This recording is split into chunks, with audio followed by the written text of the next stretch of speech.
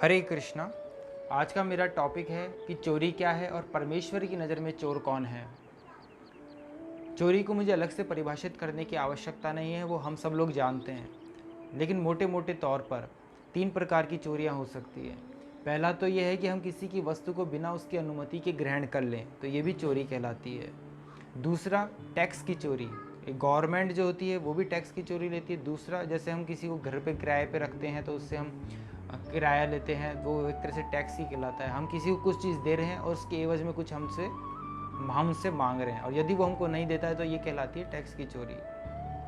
तीसरा जो होता है वो होता है नॉलेज की चोरी। यदि मान लीजिए किसी ने बहुत मेहनत करके, जैसे साइंटिस्ट वगैरह कुछ कुछ खोजते हैं, कोई तीसरा व्यक्ति आया उस पर अपना स्टैंप लगा दे, पेटेंट कर दे कि ये तो हमारा है, तो ये कहलाती है नॉलेज की चोरी। संसार में यही 3 प्रकार की चोरियां होती आई हैं। अब हम परमेश्वर की नज़र से देखते हैं कि चोरी क्या है और कौन कौन हम में से चोर कौन कौन है। किसी को सर्टिफिकेट देने की आवश्यकता नहीं है। आप स्वयं के मन में झांकिए और परमेश्वर से खुद उनसे वार्तालाप करने का प्रयास करिए और खुद तय करिए कि आप चोर हैं या नहीं हैं। तो पहले प्रकार का क्या था कि हम किसी की वस्तु को बिना उसकी अनुमति के ग्रहण कर लें। तो पहली बात तो परमेश्वर ने हमें ये शरीर दिया है। इस शरीर को हम कह सकते हैं कि ये मेरा शरीर है, इसके साथ हमें भगवान ने छूट दे रखी है, हम जो चाहें वो करें। इसका मतलब ये नहीं है कि हम इसको ख़त्म करें, ख़त्म नहीं कर सकते हम इसको, लेकिन फिर भी परमेश्वर ने हमें कुछ ना कुछ आज़ादी दे रखी है इसके साथ करने के लिए। लेकिन दूसरे के शरीरों को अगर हम कैप्चर करने की कोशिश करते हैं, उनको नुकसान पहुंचाने की कोशिश करते हैं, प्रताड़ित करने की कोशिश करते हैं, तो ये भी एक प्रकार से चोरी होती है। अगर हम परमेश्वर ने हमें खाने के लिए बहुत सारी चीज़ें दी हैं, बहुत सारे आहार दिए हैं, लेकिन यदि हम पशुओं को मार मार के खा रहे हैं बिना परमेश्वर की आज्ञा के, तो वो चोरी कहलाती है। दूसरा, आज हम देखेंगे लोग बाग अंतरिक्ष को एक्सप्लोर करने में लगे हुए हैं, सारे साइंटिस्ट वगैरह चंद्रमा पे पहुंच रहे हैं, मार्स पे पहुंच रहे हैं, वहाँ से कुछ मिट्टी लेके आ रहे हैं या कुछ लेके आ रहे हैं, आगे और बढ़ेंगे क्या क्या लेके आएंगे। तो ये भी एक प्रकार से चोरी है, क्योंकि हम चंद्र ग्रह पे जा रहे हैं बिना किसी की परमिशन के, परमेश्वर की परमिशन के बिना जा रहे हैं। तो ये भी एक प्रकार से चोरी कहलाएगी और इसके परिणाम हमें भुगतने पड़ेंगे, कभी ना कभी भुगतने पड़ेंगे। समय रहते हमारे में ये अक्ल आएगी। दूसरी प्रकार की जो चोरी थी वो थी टैक्स की चोरी। जिस प्रकार गवर्नमेंट ने इनकम टैक्स ऑफिस बना रखा है, ऑफिसर्स बना रखे हैं टैक्स कलेक्ट करने के लिए, वैसे ही परमेश्वर ने देवताओं को अनुमति दे रखी है हमसे टैक्स कलेक्ट करने के लिए। हमारे पास वायु है, ऑक्सीजन है, जल है, प्राकृतिक इतने सारे रिसोर्सेज हैं, ये हमें ऐसे ही नहीं मिल रहे हैं। हमें प्रकृति प्रदान कर रही है, हमें प्रकृति दे रही है ये सारी चीज़ें, क्योंकि परमेश्वर ने देवताओं को ये सारी जो है एक तरह से ऑफिस दे रखा है, उसको एक तरह से मेंटेन करने के लिए। और यदि हम देवताओं को भोग लगाए बिना इन सारी चीज़ों को ग्रहण करते हैं तो हम वास्तव में चोर हैं। भगवद गीता में यही बताया गया है, तेर दत्तान प्रदायेभ्य यो भुंगते स्तनेव च। स्तने मतलब चोर, वो चोर कहलाता है। तो यदि हम ऐसा कर रहे हैं तो हम सब चोर हैं। और इस चोरी से बचा कैसे जाए? अब आप देखिए, कोविड का जो समय था उस समय ऑक्सीजन की कितनी कमी थी, लेकिन परमेश्वर हमें 24 घंटे ऑक्सीजन अवेलेबल करा रहा है, जल अवेलेबल करा रहा है, सनलाइट अवेलेबल करा रहा है। तो इसके एवज में हमसे क्या चाहता है? वैसे तो गवर्नमेंट ने तो क्या है कि एक ही इनकम टैक्स ऑफिसर होता है, एक ही इनकम टैक्स ऑफिस होता है और उसके अलग अलग स्टेट्स में कलेक्ट करते हैं, वो डायरेक्ट गवर्नमेंट के पास जाते हैं। ऐसे ही परमेश्वर को टैक्स देने के 2 तरीके हैं, या तो आप उन्हीं देवताओं को दीजिए, वो भी इनडायरेक्टली परमेश्वर के पास ही जाएगा, या फिर आप डायरेक्टली परमेश्वर को दीजिए। और परमेश्वर हमसे क्या चाहते हैं? परमेश्वर भगवद गीता में श्री कृष्ण बोल रहे हैं, पत्रम पुष्पम फलम तोयम यो में भक्तिया प्रश्यति। भक्ति चाहते हैं आप उनसे, सिर्फ प्रेम पूर्वक उनका स्मरण कर लीजिए, उनको थैंक्स दे दीजिए।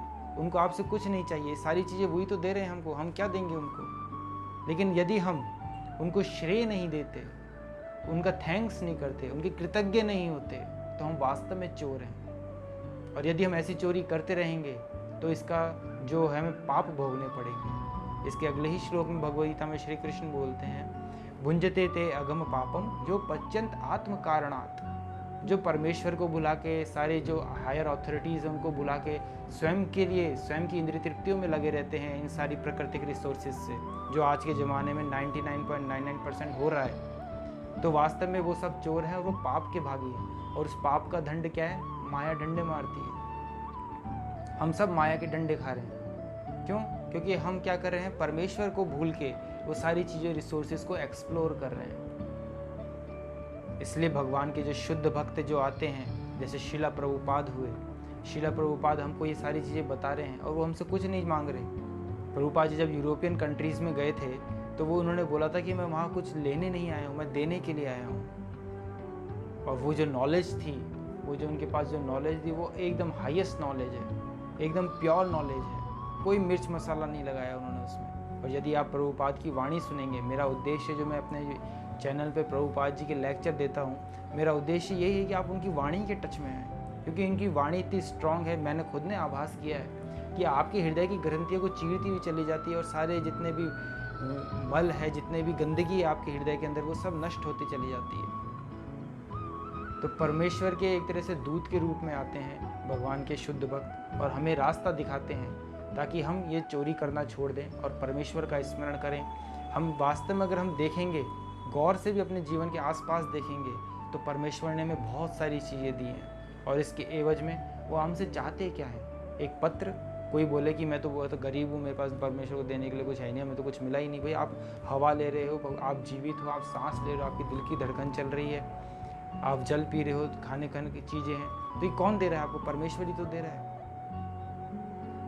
कोई भी साइंटिस्ट अपने इंडस्ट्रीज़ में या कितनी भी सर्च कर ले, वो किसी भी इंडस्ट्री के नट बोल्ट बना सकते हैं। हम अन्न का एक छोटा सा दाना नहीं बना सकते। उस दाने के लिए हमें परमेश्वर पर ही निर्भर होना पड़ेगा।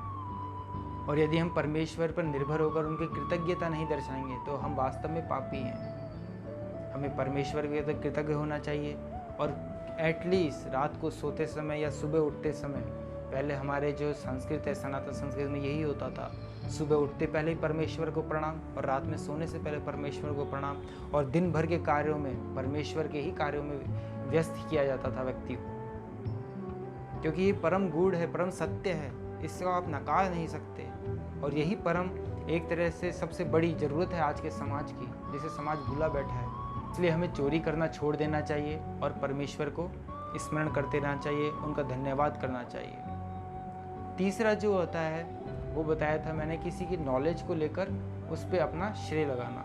जैसे कि साइंटिस्ट वगैरह है, वो नॉलेज लेते हैं, कुछ रिसर्च करते हैं। अब आप देखेंगे जो भी नॉलेज लेने वाला व्यक्ति होगा या वो थोड़ा सा शांत हृदय का होगा, और शांत हृदय के मन में ही परमेश्वर का टच आता है। और भगवद गीता में श्री कृष्ण बोल रहे हैं, मत्तः स्मृतिर ज्ञानम अपोहनम च, कि मुझसे ही सारा ज्ञान आता है। तो आज इस सृष्टि जो चल रही है, आपको साइंस जो चल रही है, कोई साइंटिस्ट ने अपनी तरफ से बनाया कुछ नहीं है। सृष्टि में सारे नियम पहले से ही मौजूद हैं। ग्रेविटेशनल फोर्स पहले भी था, न्यूटन के खोजने से पहले भी था ग्रेविटेशनल फोर्स। बिजली, इलेक्ट्रिसिटी पहले भी थी, पहले भी कड़कती थी, पहले भी थी। हमने तो उसको यूटिलाइज करना सिखाया, और सिखाया किसने? परमेश्वर ने। मत्तः स्मृतिर ज्ञानम अपोहनम च, जिसके पास ज्ञान है, और ज्ञान कहाँ से आता है? परमेश्वर से ही तो आता है। अब ये जो हमारा जो तंत्र है, अगर हम इस तंत्र को समझ लेंगे तो हम कभी भूल नहीं करेंगे इस चीज़ की कि हमारा जो ज्ञान है वो परमेश्वर से आ रहा है। जो न्यूटन थे वो पेड़ के नीचे आराम से बैठे थे और ऊपर से फल गिरा, पेड़ से फल गिरा, तो उन्होंने ग्रेविटेशनल फोर्स की खोज कर दी। लेकिन ग्रेविटेशनल फोर्स ऐसा नहीं न्यूटन ने बनाया है, ये ऑलरेडी पहले से था। ऐसे ही बहुत सारे जो नियम हैं, जितने भी नियम हैं, चाहे वो शरीर के हों, चाहे इस ब्रह्मांड के हों, चाहे कहीं से भी सैटेलाइट हो, चाहे कुछ भी हो, वो नियम पहले से मौजूद हैं इस सृष्टि में। परमेश्वर ने पहले ही बना रखे हैं। हमने कुछ भी चीज़ खोजी नहीं, हम बस उसको यूटिलाइज कर रहे हैं। और यदि हम परमेश्वर की प्रकृति के, परमेश्वर के ज्ञान का, परमेश्वर के जितने भी नियमों का यूटिलाइज करना सीख रहे हैं, तो हमें उसके एवज में परमेश्वर के प्रति कृतज्ञ होना चाहिए। यदि हम उस ज्ञान के अभिमान में कि ये मैंने खोजा है, ये मैंने खोजा है, और इस मिथ्या अहंकार में रहेंगे, तो हमारा विनाश कोई नहीं रोक सकता। हमें परमेश्वर के प्रति कृतज्ञ होना चाहिए कि उन्होंने हमें इतनी सारी चीज़ें दी, इतनी चीज़ें अवेलेबल कराई है। इसलिए सुबह उठें तो परमेश्वर का थैंक्स दें कि उन्होंने हमें एक और दिन दिया जीने के लिए, और परमेश्वर का स्मरण करने के लिए, परमेश्वर के कार्य करने के लिए। जब रात में सोएं तो थैंक्स दें कि हमारा जो दिन था वो आपकी कृपा से अच्छा गया। तो इसलिए 24 घंटे में एटलीस्ट 10 मिनट परमेश्वर के लिए निकालें। अगर आप 10 मिनट भी परमेश्वर के लिए नहीं निकाल सकते तो आपका जीवन जीना ही व्यर्थ है। आपका ये जीवन भी नरक में जाएगा और आगे आने वाला जीवन शास्त्रों के अनुसार और भी भयंकर है। मैं आपको ये सारी चीज़ें डराने के तौर पे नहीं कह रहा हूँ, संभलने के तौर पे कह रहा हूँ कि आप संभलिए, अपने आप को समझिए, परमेश्वर को समझिए, परमेश्वर आपसे क्या चाहते हैं वो समझिए। ये मनुष्य जीवन इसीलिए मिला है। हरे कृष्ण।